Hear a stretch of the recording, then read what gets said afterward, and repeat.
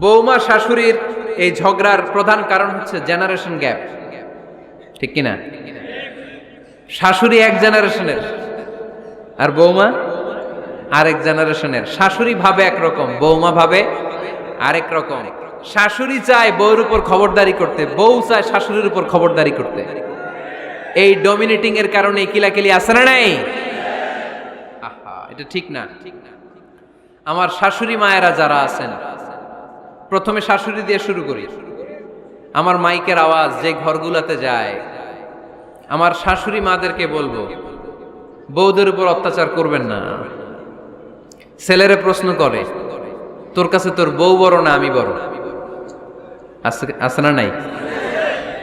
এটা একটা প্রশ্ন হইল। তোর বউ বড় না আমি বড়? দুইজনেই বড়। তো এক ছেলে সুন্দর উত্তর দিছে, আমার কাছে ভালো লাগছে উত্তরটা শুনে। এক মা প্রশ্ন করছে, তোর এতদিন আমি লালন পালন করে বড় করলাম, জীবন যৌবন তোর জন্য শেষ করলাম, আজকে বউ পাইয়া বউ তোর আপন হয়ে গেল? এবার ছেলে উত্তর দিছে, মা, আমার মুখ থেকে মা ডাক শোনার জন্য তুমি কি কষ্টটাই না করছো জীবনে। 10 মাস আমারে পেটে ধারণ করলা, খাইতে পারো নাই, বমি করছো, খালি ওষুধ খাইছো, তোমার পেট কেটে আমারে বের করা হয়েছে, 2 বছর আমারে দুধ খাওয়াইছো, পেশাব পায়খানা পরিষ্কার করেছো। বয়স যখন 3-4 তখন তোমার আমি মা ডাকছি, এই মা ডাকটা শোনার জন্য তুমি এত কষ্ট করছো। আর আরেকবারের মাইয়া এই ঘরে আইসাই তোমার মা ডাকা শুরু করছে। যেই মেয়েটা তোমারে মা ডাকে সে আমার আপন হবে না কেন মা? ঠিক কিনা? এই মা ডাক শোনার জন্য তুমি এত কষ্ট করলা, আমার লালন পালন করলা, 10 মাস পেটে ধরলা, পেশাব পায়খানা পরিষ্কার করলা, এরপরে মা ডাক শুনতে পারছো। আর আরেকবারের মেয়ে জানা নাই চিনা নাই এসেই তোমার ডাকা শুরু করছে মা। তো যে আমার মারে মা ডাকে তার স্থান তো আমার কলিজায়, ঠিক কিনা? শাশুড়ি আম্মারা যারা আছেন, প্লিজ বৌমাদেরকে কষ্ট দিয়েন না। অনেক শাশুড়ি আছে পান থেকে চুন খসলে রেগে যায়, পদে পদে স্ত্রীর ভুল ধরে, বউয়ের ভুল ধরে, আছে না নাই? এটা করবেন না। সে তো নতুন, আপনার অনেক এক্সপিরিয়েন্স হতে তার সময় লাগবে, তাকে সময় দিন, তাকে ভালোবাসুন, ঠিক কিনা? না বুঝে সামান্যতে বৌমারে বদদোয়া দেয়, এরকম আছে না নাই? কিন্তু বুঝতে চায় না, বৌমারে যদি বদদোয়া দেয় তাহলে তার নিজ ছেলের পরিবারের ক্ষতি, পেটে ধরা যে ছেলে, ছেলের পরিবারের কিন্তু ক্ষতি, তার আপন নাতি নাতনিদেরই ক্ষতি। আওয়াজ করে বলেন ঠিক কিনা? বৌমাকে বদদোয়া দিয়েন না। বৌমাকে নিজের মেয়ের মতো দেখবেন। সমাধান আমি দিচ্ছি। কেমন দেখতে হবে? নিজের মেয়ের মতো। নিজের মেয়ে সকালে ঘুম থেকে ওঠে 11টা, ওইটা সমস্যা নাই। বৌমা কেন উঠলো না, ওইখানেই ঝামেলা, আছে না নাই? মেহেরবানি করে আপনার বৌমাকে আপনার নিজের মেয়ের মতো দেখেন। নিজের মেয়েরে যেমনি আদর করেন তাকেও অমনি আদর করেন। আপনার বৌমারে যদি আপনি কষ্ট দেন, মনে রাখবেন আপনার নিজের মেয়েটাও আরেকবারের বউ হয়ে কয়েকদিন পরে যাবে। আপনি যা যা করবেন আপনার মেয়েকেও তারা ওই রকম কষ্ট দিয়ে বাড়িতে ফিরিয়ে দিবে। চিল্লায় বলেন ঠিক কিনা? খবরদার, টিট ফর ট্যাট। ইট্টি মারলে পাটকেলটি খেতে হয়। এজন্য শাশুড়ি আম্মা জানারা যারা আছেন, বৌমার সাথে খারাপ আচরণ করবেন না মেহেরবানি করে। তাকে আপনি কষ্ট দিলে আপনার নিজের মেয়েটাও আরেক বাড়ির বৌমা হবে, সেও ওই বাড়িতে এই কষ্টগুলো ভোগ করবে। এগুলো যখন আপনি শুনবেন তখন আপনার চোখ দিয়ে পানি পড়বে কি পড়বে না? পড়বে। এবার আসেন বৌমার কথা বলি। বৌমা যারা আছেন মেহেরবানি করে, বৌমা যারা আছেন মেহেরবানি করে আপনার শাশুড়ি আম্মাকে নিজের মায়ের জায়গায় রাখবেন। আপনার বাড়ি ছেড়ে নতুন বাড়িতে আসছেন, তো এটাই তো আপনার বাড়ি। আপনার মা রেখে দিয়ে নতুন মা পাইছেন, এটাই তো আপনার মা। তো ওনাকে মায়ের জায়গায় বসাতে আপনার সমস্যাটা কোথায়? বৌমারা খেয়াল রাখবেন, আপনি আপনার শাশুড়ির সাথে যে আচরণটা করতেছেন, আপনার শেষ বয়সে আপনার ছেলের বিয়ে দেওয়ার পরে যে বৌমাটা আসবে ওই আচরণই আপনাকে ফিরিয়ে দিবে। The nature has its own return. প্রকৃতির একটা মাইর আছে, এটা শেষ মাইর, এটা শেষ খেলা। প্রকৃতির খেলা বড় খেলা। আপনি আপনার শাশুড়ির সাথে যে আচরণ করবেন, আপনার শেষ বয়সে আপনি একদিন শাশুড়ি হবেন, এটা মাথায় রাখবেন। ওই আচরণই আপনি ফিরে পাবেন। আওয়াজ করে বলতে হবে ঠিক কিনা? এজন্য 9 নাম্বার পয়েন্টস হচ্ছে মিউচুয়াল রেসপেক্ট। সবাই যেন সবাইকে ভালোবাসি। দোষ ছাড়া মানুষ নাই। সবার দোষ আছে, আমরা যেন একে অন্যের দোষ না খুঁজি। বৌমারা, আপনাদের কেন যদি আমার মাইকের আওয়াজ যায়, অল্প কিছু টেকনিক অবলম্বন করলে আপনি আপনার শাশুড়ির মন জয় করতে পারবেন। শাশুড়িরা আসলে বেশি কিছু চায় না, আগের জামানার মানুষ তো, এদেরকে ওইভাবে হাত করতে হবে। মাঝে মাঝে একটু শাশুড়ির মাথায় তেল দিয়ে দেন, চুলে তেল দিয়ে দিবেন আর কি, মাঝে মাঝে চুল আশ্রয় দিবেন, এগুলো কিন্তু খুব পছন্দ করে শাশুড়িরা। ওনার প্রেশারটা একটু মেপে দিবেন, ডায়াবেটিক্সের ওষুধটা খাইলো কিনা সময় মতো খোঁজ নিবেন, কি পছন্দ করে খেতে একটু রান্না করে দিবেন।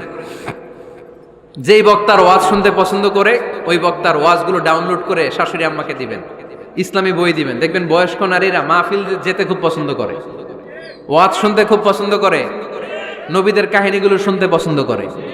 বসায় বসায় একটু কাহিনীগুলো শোনাবেন। বাইরে বেরোলে জিজ্ঞেস করেন, আম্মা আপনার কিছু লাগবে কিনা। আর একটা টিপস আছে, চুল যখন আশ্রাবেন আর শাশুড়ির মাথায় যখন তেল দিয়ে দিবেন, তখন অতীতের কথা জিজ্ঞেস করেন, দেখবেন অতীতের স্মৃতিতে হারিয়ে গিয়েছে আপনার শাশুড়ি। কি জিজ্ঞেস করবেন জানেন? জিজ্ঞেস করবেন, আম্মা জান, মুক্তিযুদ্ধের সময় আপনার বয়স কত ছিল? ওই সময় মুক্তিযুদ্ধের সময় আপনাদের এলাকায় কি কি হয়েছিল মা? আরেকটা প্রশ্ন করবেন, মা বিয়ের সময় আপনি কেমন ছিলেন? ওই দিন দেখবেন বুড়ি আর বুড়ি নাই, জুয়ান হয়ে গেছে। ওই দিন বলবে, মা আমি অনেক সুন্দরী ছিলাম, আমার মাথায় অনেক চুল ছিল, আজকে নাই। আমগো গ্রামে আমার চাইতে সুন্দরী মাইয়া ছিল না। অতীতের স্মৃতিতে, স্মৃতি হাতরাতে হাতরাতে তিনি হারিয়ে যাবেন। জিজ্ঞেস করবেন যে, মা শীতকালে আপনাদের দেশে কি পিঠা বানাতেন আপনি যখন ছোট ছিলেন, আপনার বাপ চাচারা কি করতো? এগুলো জিজ্ঞেস করলে উনি স্মৃতির পাতা হাতরাতে হাতরাতে চোখ দিয়ে দাঁড় দাঁড় করে ওনার পানি ঝরতে শুরু করবে। আপনার জায়গায়, ওনার হৃদয়ের মনি কোঠায় এমন জায়গায় পৌঁছবে, আপনার ছাড়া উনি কিছুই বুঝবে না। বৌমারা, এই অল্প কিছু টিপস অবলম্বন করে আপনারা আপনাদের শাশুড়ির মনকে জয় করতে পারেন। শাশুড়ি বৌমার দ্বন্দ্ব আমরা চাই না, আমরা চাই শাশুড়ি বৌমাকে নিজের মেয়ের মতো জানো, আর বৌমার শাশুড়িকে আপন মায়ের মতো ভালোবাসুক, ঠিক কিনা? এই মিউচুয়াল রেসপেক্টই পারে শাশুড়ি বৌমার দ্বন্দ্বকে দূর করতে, আর ঘরটারে শান্তির টুকরা বানাতে। আওয়াজ করে বলেন ঠিক কিনা? কয়টা গেল? আর আছে কয়টা? দোয়া করবেন একে অপরের জন্য। দোয়া, সাইয়েদনা ইব্রাহিম ফ্যামিলির জন্য দোয়া করতেন, রব্বি জাআলনি মুকিমাস সালাতি ওয়া মিন যুররিয়াতি রব্বানা ওয়া তাকাব্বাল দুআ। ও আল্লাহ, আপনি আমার নামাজ কায়েমকারী বানান, আমার কলিজার টুকরা সন্তান ইসমাইলকেও নামাজ কায়েমকারী বানান, আমার দোয়াটা আপনার দরবারে আপনি কবুল করে নেন। সুবহানাল্লাহ পড়েন। রব্বানা ইন্নী আসকানতু মিন যুররিয়াতি বিওয়াদিন গায়রি যী যারইন ইনদা বাইতিকাল মুহাররাম। ও আল্লাহ, আমার সন্তান সন্ততি, আমার ফ্যামিলিকে ধুধু মরুপ্রান্তর এই উপত্যকার মধ্যে তোমার কাবা ঘরের সামনে রেখে গেলাম, তাদেরকে তুমি নামাজ কায়েমকারী বানিয়ে দিও। গোটা বিশ্বের সব মানুষের অন্তর আমার ফ্যামিলির দিকে আল্লাহ তুমি ঝুঁকিয়ে দিও। ওয়ারযুকহুম মিনাস সামারাত, ফলমূল দিয়ে আল্লাহ তুমি তাদেরকে রিজিকের ব্যবস্থা করে দিও। তার মানে সব নবীরা তাদের পরিবারের সদস্যদের জন্য দোয়া করতেন কি করতেন না? আবার কোরআন আমাদেরকে শিখালো, রব্বানা হাব লানা মিন আজওয়াজিনা ওয়া মিন যুররিয়াতিনা কুররাতা আ'য়ুন ওয়াজআলনা লিল মুত্তাকিনা ইমামা। ও আল্লাহ, এমন নেককার সন্তান, এমন নেককার স্ত্রী আপনি আমাকে দান করেন যাদের দিকে তাকালে আমার চোখ দুইটা ঠান্ডা হয়ে যায়। চক্ষু শীতলকারী স্ত্রী দেন। বিয়ে যাদের হয় নাই, ইয়াং ছেলেরা এই দোয়াটা করবা। বিয়ের জন্য দোয়ার দরকার আছে না নাই? প্রতিদিন এই দোয়া করবা, আল্লাহ এমন স্ত্রী দেন,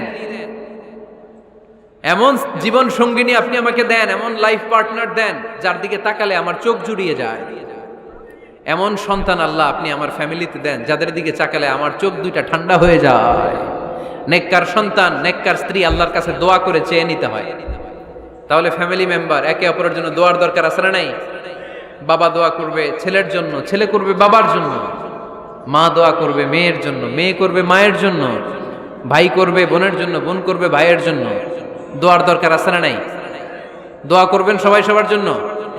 এই যে কোরআনের বঙ্গানুবাদ পাওয়া যায় না এখন, কথা বলেন। স্মার্টফোন আছে কার কার দেখি? হ্যাঁ, কারা কারা স্মার্ট দেখি? হাজার হাজার স্মার্ট, মাশাআল্লাহ। এই স্মার্টফোনের ভেতরে আল কোরআন নামে বাংলায় কোরআনের একটা অ্যাপস পাওয়া যায়। কথা বলেন, পাওয়া যায় কি যায় না? আজকে থেকে এই অ্যাপসটা ডাউনলোড করে প্রতিদিন 1 আয়াত 2 আয়াত 3 আয়াত করে পড়া শুরু করে দেন। বাঁচতে হলে পড়তে হবে, বাঁচতে হলে জানতে হবে, ঠিক কি না? এই স্লোগান আমাদেরকে শিখায়। এই স্লোগান তো আল্লাহ, এই স্লোগান দিয়েই তো আল্লাহ কোরআন শুরু করছে, ইকরা বিসমি রাব্বিকাল্লাযী খালাক। বাঁচতে হলে জানতে হবে, বাঁচতে হলে পড়তে হবে, পড়ার কোনো বিকল্প নাই। আওয়াজ করে বলেন ঠিক কি না? সুজানগরের রায়েরা, মোবাইলের অ্যাপসের ভিতরে আমরা কোরআন রাখতে রাজি আছি তো সবাই? হাদিসের অ্যাপস ডাউনলোড করতে রাজি আছি তো? বাস রাজি আছি, ডাউনলোড করে রাইখা দেবো, আর কেউ পড়বো না নাকি? হ্যাঁ, প্রতিদিন একটা আয়াত হলেও যেন আমরা পড়ি। আল্লাহ যা বলা দরকার সব বলে দিয়ে গেছে, নতুন করে আর কিছু বলবে না। আমরা যেন পড়াশোনা করি, আমরা যেন একটা পাঠাগার বানাই। আবারও কখনো আসার সুযোগ হইলে আমি জিজ্ঞেস করবো, যদি আমার মনে থাকে, যে আপনাদের পাঠাগার আছে কার কার ঘরে। সেদিন সবার হাত তুলতে হবে। এমনি পারা যাবে তো? আল্লাহ তুমি তৌফিক দাও।